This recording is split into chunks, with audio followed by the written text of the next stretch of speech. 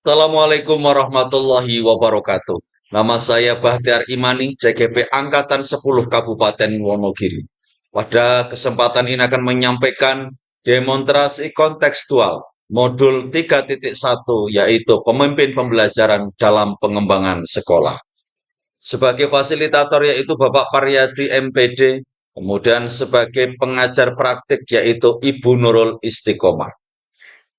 Tujuan pembelajaran khusus. JGP dapat melakukan suatu analisis atas penerapan proses pengambilan keputusan berdasarkan pengetahuan yang telah dipelajarinya tentang berbagai paradigma, prinsip pengambilan dan pengujian keputusan di sekolah asal masing-masing dan di sekolah lingkungan lain. Tugas, yaitu wawancara dengan pimpinan atau kepala sekolah. CGP diminta untuk mewawancarai 2 atau 3 pimpinan kepala sekolah di lingkungan CGP. Salah satunya adalah pimpinan di sekolah asal CGP.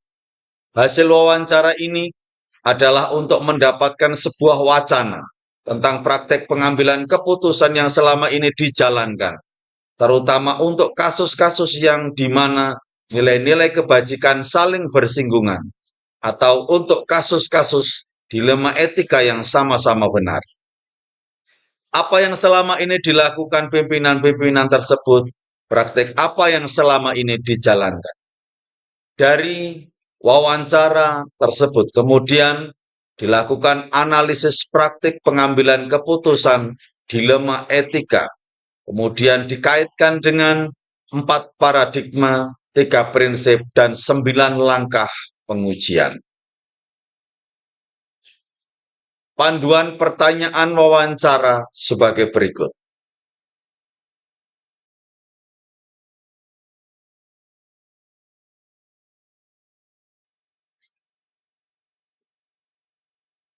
Peta kegiatan.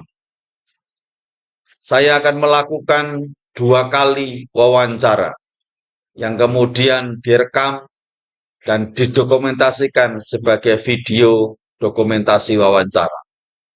Dari wawancara tersebut kemudian dianalisis. Setelah dianalisis, kemudian dilakukan refleksi dan tindak lanjut. Wawancara yang pertama yaitu dengan Ibu Ida Fitrianingsi SPD SD. Beliau adalah Kepala Sekolah SD Negeri 3 Gemawang. Video wawancara akan ditampilkan pada sesi wawancara. Kemudian wawancara yang kedua yaitu dengan Ibu Erma Surtikawati MPD. Beliau adalah Kepala Sekolah SD Negeri 2 Girimarto, yaitu sekolah di mana saya bertugas. Video wawancara juga akan ditampilkan didokumentasi pada sesi wawancara. Berikut adalah wawancara saya dengan 2 kepala sekolah tersebut.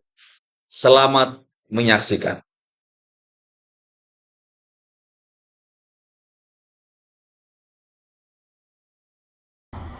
Assalamualaikum Bu Ida. Waalaikumsalam Pak Bahtiar. Bagaimana kabarnya? Alhamdulillah sehat dan baik. Niki mohon maaf Bu Ida, niki mengganggu waktu panjenengan untuk berkegiatan. Kita akan ngobrol-ngobrol terkait dengan pengambilan keputusan sekolah. Jadi saya akan belajar dari panjenengan bagaimana panjenengan selaku kepala sekolah ketika dihadapkan pada kasus-kasus tertentu dalam rangka pengambilan keputusan. Iya, gitu. siap. Mohon izin nih. Monggo Pak. Mangke kita ngobrol mbok menawi dari obrolan ini nanti ada hal-hal yang mungkin berbeda dengan hal-hal sekolah-sekolah lain. Panjenengan punya kebijakan-kebijakan tertentu, malah saya akan senang sekali. Saya akan ambil ilmu itu dengan sebaik-baiknya. Siap. Mohon izin untuk bertanya Bu Ida. Monggo. Untuk panjenengan selama ini memetakan bahwa ini adalah termasuk permasalahan tentang etika, permasalahan tentang bujuk moral, bagaimana Bu Eda? Oke, menjawab pertanyaan dari Pak Bahtiar mengenai bagaimana saya memetakan masalah yang saya hadapi sebagai kepala sekolah itu termasuk dilema etika ataupun bujukan moral itu dari sini Pak Bahtiar. Jadi kalau dilema etika itu tidak ada salahnya, jadi semua benar, dan itulah yang membuat saya selama menjadi kepala sekolah itu dalam artian ketika mau mengambil keputusan ini membutuhkan waktu yang cukup lama untuk mengambil keputusan yang terbaik agar tidak ada yang dirugikan. Kemudian kalau bujukan moral itu sudah pasti, itu jadi dalam masalah itu ada benar dan ada yang salah. Jadi untuk pengambilan keputusan pastinya saya tidak akan memihak yang salah. Begitu Pak Bahtiar. Di supaya tidak ada yang dirugikan begitu. Betul sekali. Kalau seperti itu berarti langkah-langkah yang panjenengan ambil bagaimana untuk menyelesaikan tersebut agar dua kepentingan ini bisa berjalan dengan baik. Nggih. Kalau untuk menyelesaikan masalah ataupun kasus yang terjadi di sekolahan saya ini, pastinya sebagai pimpinan sekolah saya tidak serta-merta istilahnya langsung menghakimi, dalam artian kita adakan identifikasi awal dulu siapa yang melakukan atau berbuat salah ataupun melakukan suatu tindakan yang tidak baik, itu kita panggil. Setelah dilakukan identifikasi, saya tidak mau melepaskan dari anggota keluarga di SD ini. Jadi kami melakukan komunikasi, istilahipun ada guru senior, artinya sebagai pertimbangan. Iya, sebagai pertimbangan. Guru senior itu bukan guru yang usianya paling tua, tetapi pastinya kita sebagai kepala rumah tangga di sekolah ini bisa menilai mana toh guruku yang bisa berpikiran dewasa, itu akan saya jadikan pertimbangan. Setelah itu kami mencoba menganalisis bersama. Setelah itu saya sebagai pemimpin tidak akan serta-merta menjadikan saran dari guru senior tersebut menjadi satu-satunya solusi dari masalah tersebut. Saya tetap harus menggali lagi dari berbagai agar keputusan yang saya ambil nanti tidak merugikan salah satu pihak. Bagus sekali Bu Ida. Mungkin ada kasus konkret yang pernah jenengan alami, kasus konkret yang pernah saya alami yang dilema etika, ya. Baru saja kemarin itu kaitannya dengan murid. Jadi ada murid kelas 6 itu, sudah kelas 6 ini mendekati waktu-waktu akhir, mendekati ujian itu sering tidak masuk, kemudian sering izin, kadang bahkan tidak izin sama sama guru kelasnya. Nah, ketika kejadian seperti itu terjadi, saya kan sering kadang ke kelas-kelas saya tanyakan gitu, siapa yang tidak masuk. Nah, itu tidak hanya terjadi sekali dua kali, itu sering. Ternyata setelah saya cross check dengan bapak ibu guru yang sebelumnya, memang anak itu seperti itu. Saya menanggapi dari kasus tersebut, saya bersama guru kelas itu pergi ke rumahnya. Kita cari tahu ada apa kok anak ini sering tidak masuk. Ternyata setelah sampai di rumahnya, kita bisa ketemu sama orang tuanya. Jadi orang tuanya itu tinggal satu, Pak. Satu itu tinggal bapak. Jadi ibunya sudah meninggal, bapaknya sudah merantau di rumah. Si anak ini perempuan itu hanya sama mbah, kakek nenek sama kakaknya. Nah, ini dari situ saya melakukan istilahnya diskusi komunikasi sama bapaknya. Itu saya mengambil benang merah kesimpulan dari komunikasi tersebut bahwa anak tersebut dari kecil memang kurang perhatian dari ibu gitu.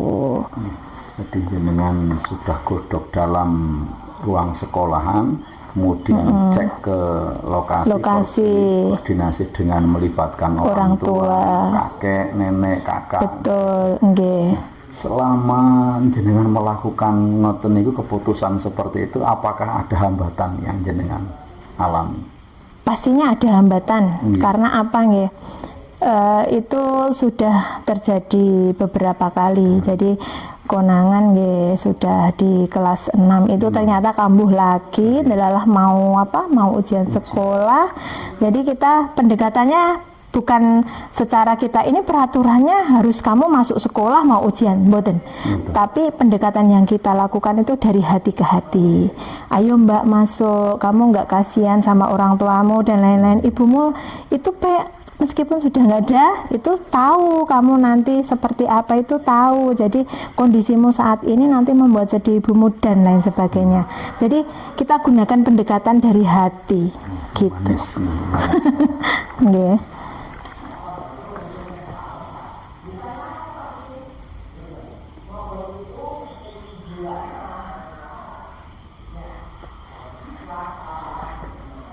Lagi.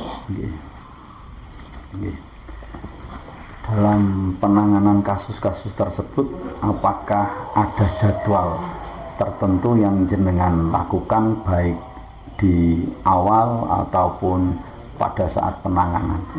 Nggih. Berbicara tentang kasus nih Pak Bahtiar nggih.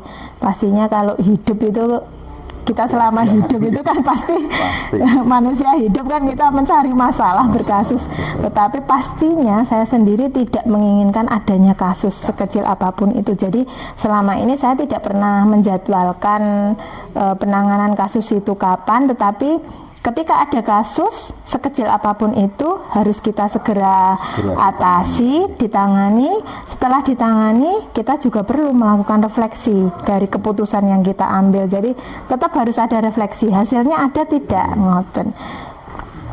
Bagus sekali Bu. Jadi penanganan kasus ada refleksi itu suatu hal yang luar biasa nih bagi Bu, karena kadang-kala saya sendiri kalau menangani kasus rampung ya sudah gitu. Ternyata ada refleksi Ibu ini. Betul, kemudian adakah orang-orang atau sistem atau tim, mohon maaf, atau tim yang jenengan libatkan dalam rangka penanganan kasus-kasus di sekolah panjenengan? Baiklah, untuk orang yang membantu penanganan dalam kasus yang terjadi di sekolahan saya seperti yang tadi sudah saya sampaikan, yang pasti saya tidak akan meninggalkan. Banyak ilmu yang saya dapatkan dari bincang-bincang kita.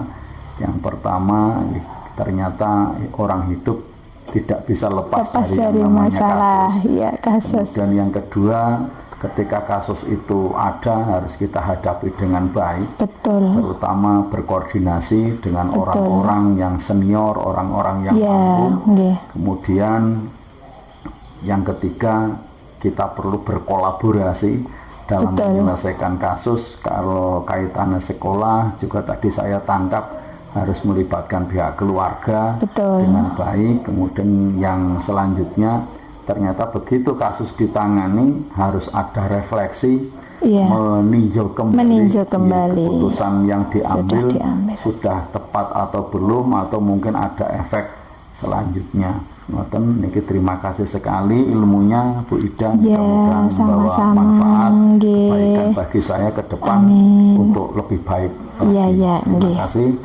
Assalamualaikum warahmatullahi wabarakatuh. Waalaikumsalam warahmatullahi wabarakatuh. Terima kasih.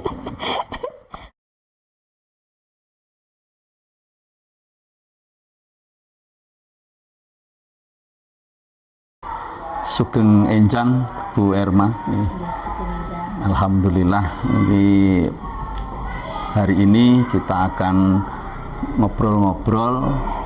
Nanti nikmati, sebelumnya terima kasih sekali atas kesediaan Bu Erma untuk berdiskusi tentang pengambilan keputusan. Nanti apa yang akan disampaikan oleh Bu Erma akan menambah wawasan dan menjadi pengalaman berharga untuk saya ke depan. Insya Allah obrolan kita hari ini semoga bermanfaat. Amin, amin. Niki sehat Bu? Alhamdulillah. Penjenengan sehat? Sehat niki alhamdulillah Bu. Ada kendala di kelas? Mboten, terima kasih niki atas arahan jenengan selaku kepala sekolah. Alhamdulillah tugas-tugas yang saya jalankan semaksimal mungkin berusaha saya terapkan dari arahan panjenengan niku nggih Bu. Niki mohon izin langsung mawon nggih Bu nggih. Nggih. Bu Erma niki bagaimana Bu Erma biasanya mengidentifikasi suatu situasi sebagai dilema etika dalam lingkungan sekolah? Apakah ada kriteria khusus yang menjadi pedoman Bu Erma dalam menangani hal tersebut? Kalau kita bicara tentang masalah, Nggih. tentunya di sekolah itu problematikanya luas ya. Dari semua masalah yang pernah ada, tentunya kita bisa mengidentifikasi apakah itu termasuk dalam dilema etika, Nggih. apakah termasuk dalam bujukan moral dan Bujuk lain moral. sebagainya. Nah, Nggih. dalam kita mengidentifikasi dilema etika, tentunya ada langkah. Langkah. Utamanya adalah ada 3 langkah. Yang Nggih. pertama adalah identifikasi, Mengidentifikasi nggih Bu nggih. betul mengidentifikasi. Dari identifikasi itu kita menganalisis apakah masalah itu termasuk dalam dilema etika ataukah termasuk bujukan moral. Kemudian setelah kita mengidentifikasi, langkah selanjutnya adalah kita mengumpulkan informasi. Mengumpulkan informasi itu terkait dari banyak pihak, ya, baik dari pihak internal maupun pihak eksternal yang terkait dalam permasalahan.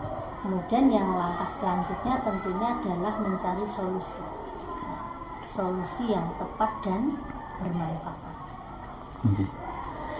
Begitu langkahnya. Itu nggih bagus sekali Bu ya, identifikasi, analisis, mengumpulkan informasi kemudian mencari solusi.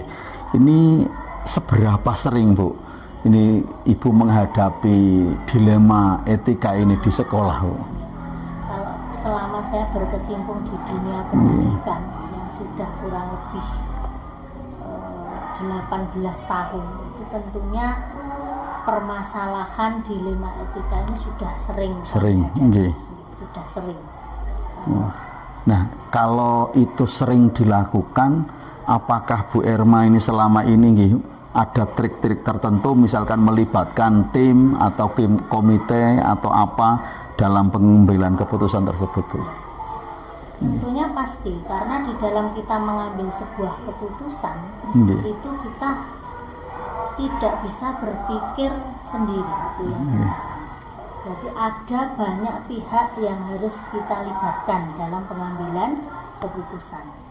Nah, di dalam mengambil keputusan kita juga harus berpegang pada paradigma pengambilan keputusan. Nggih. Contohnya adalah paradigma jangka pendek lawan jangka panjang, ya. kemudian kesetiaan lawan keadilan dan sebagainya.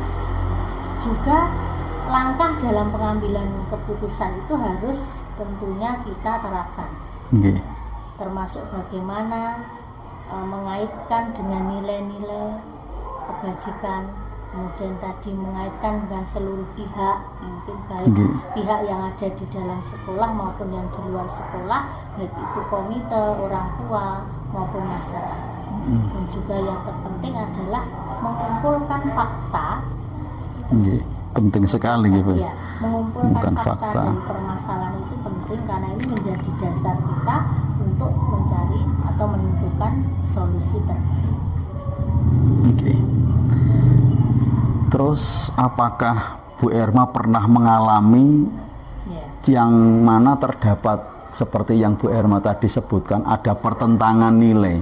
Jadi nilai etis mungkin antara yang jenengan sebutkan mungkin jangka pendek, panjang, atau antara keadilan dengan kasihan dan sebagainya. Apa pernah mengalami seperti itu, Bu? Ya, pernah. Salah satunya adalah kita harus berpikir antara jangka pendek dengan jangka panjang.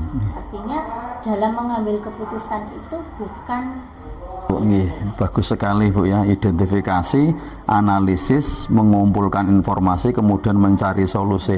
Ini seberapa sering Bu, ini Ibu menghadapi dilema etika ini di sekolah?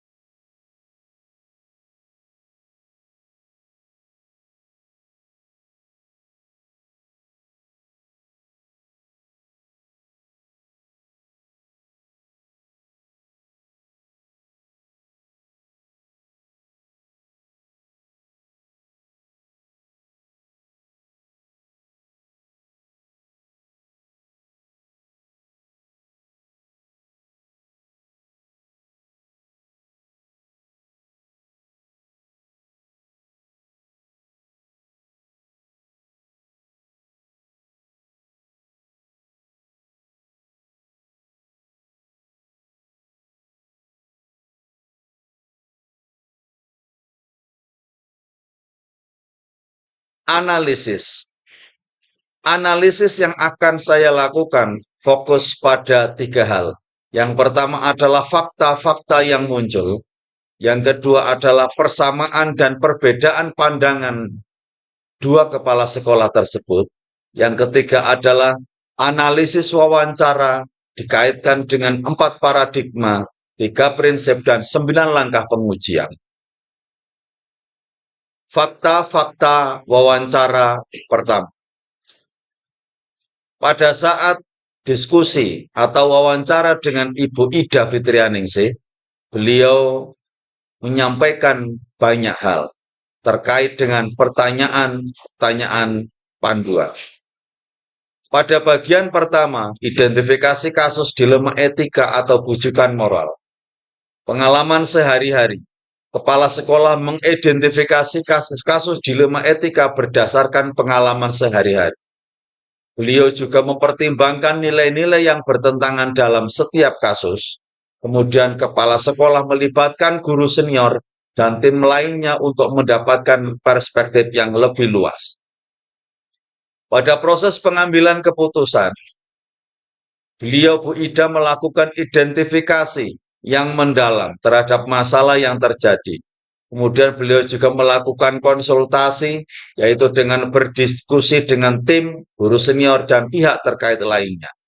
Kemudian beliau Bu Ida menimbang nilai-nilai yang relevan dalam setiap kasus, kemudian memilih solusi yang paling tepat setelah mempertimbangkan semua faktor, kemudian melakukan evaluasi terhadap keputusan yang telah diambil.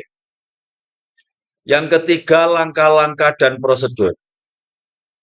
Melakukan komunikasi intensif dengan semua pihak yang terlibat, kemudian berkoordinasi dengan tim, guru senior, dan pihak terkait lainnya, melakukan analisis dan memutuskan tindakan yang akan diambil, serta mengevaluasi hasil dari tindakan yang telah diambil. Yang keempat, hal-hal efektif dalam mengambil keputusan. Beliau Bu Ida melibatkan tim dalam pengambilan keputusan, kemudian mempertimbangkan nilai-nilai yang relevan, kemudian membangun komunikasi yang baik dengan semua pihak.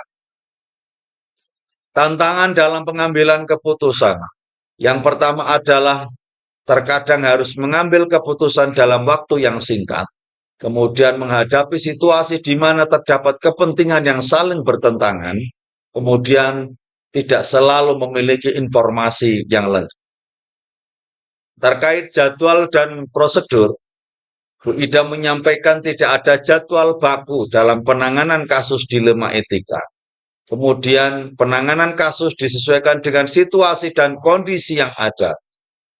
Faktor yang mempermudah yaitu dukungan tim, pengalaman, dan nilai-nilai yang jelas yaitu sebagai pedoman. Kemudian pembelajaran, yaitu komunikasi yang baik sangat penting dalam menyelesaikan masalah. Keterlibatan tim dapat menghasilkan keputusan yang lebih baik. Terkait fleksibilitas, yaitu pengambilan keputusan harus bersifat fleksibel dan dapat disesuaikan dengan situasi. Evaluasi yang berkelanjutan penting untuk meningkatkan kualitas pengambilan keputusan. Fakta-fakta pada wawancara 2 yaitu dengan Ibu Erma Surtikawati. Beliau Kepala Sekolah SD Negeri 2 Wirimat. Bagaimana mengidentifikasi kasus dilema etika?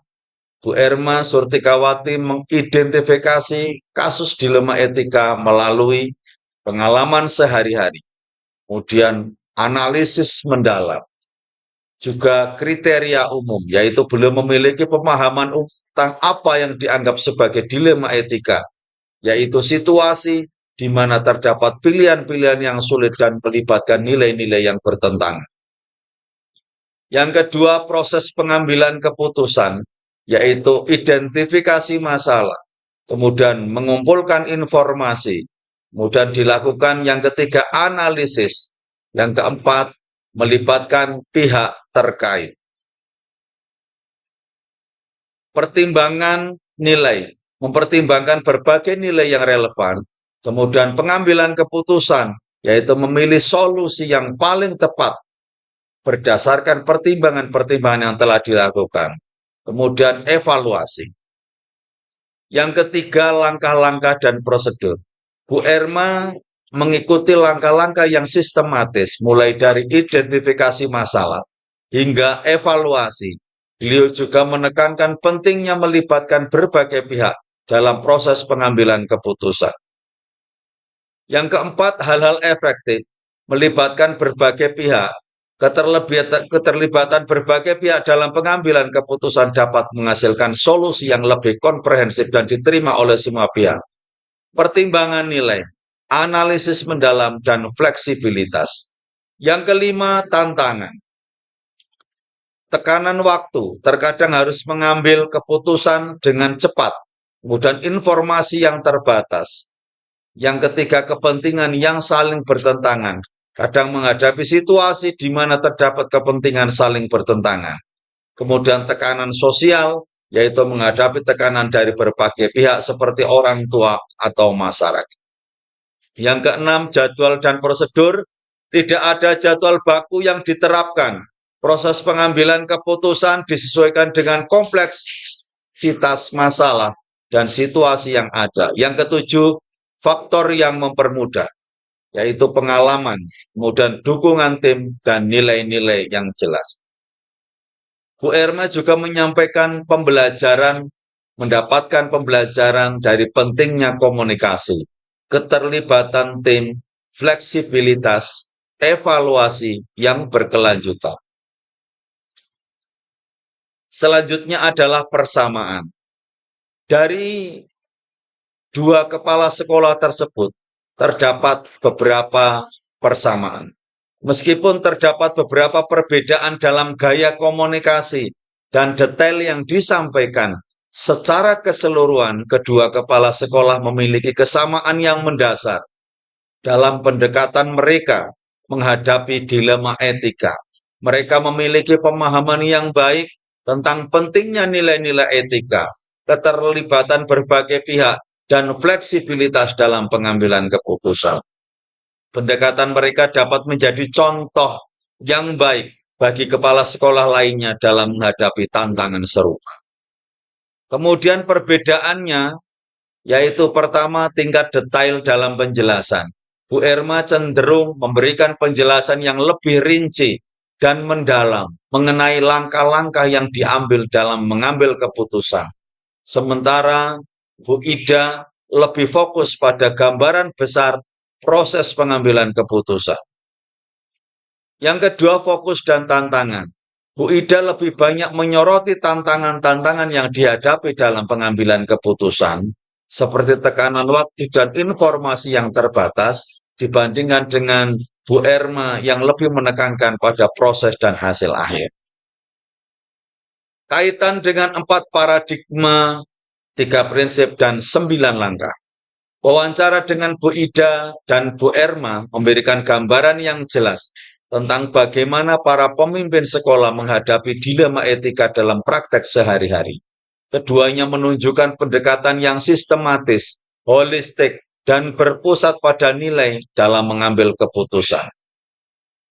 Kaitan dengan 4 paradigma, kedua kepala sekolah seringkali menghadapi dilema yang melibatkan keempat paradigma, seperti individu vs komunitas, misalnya kepentingan siswa individu, kemudian melawan kebijakan sekolah, keadilan melawan belas kasihan, misalnya yaitu menegakkan aturan melawan memberikan kesempatan kedua. Kemudian kebenaran melawan kesetiaan, misalnya melaporkan pelanggaran, melawan melindungi reputasi. Kemudian jangka pendek dan jangka panjang, misalnya pada kepentingan segera dan dampak jangka panjang. Kemudian kaitan dengan 3 prinsip. 3 prinsip dalam prakteknya baik Bu Ida maupun Bu Erma menggabungkan ketiga prinsip pengambilan keputusan, yaitu berpikir berbasis hasil akhir, kemudian berpikir berbasis peraturan, kemudian yang ketiga berpikir berbasis rasa peduli.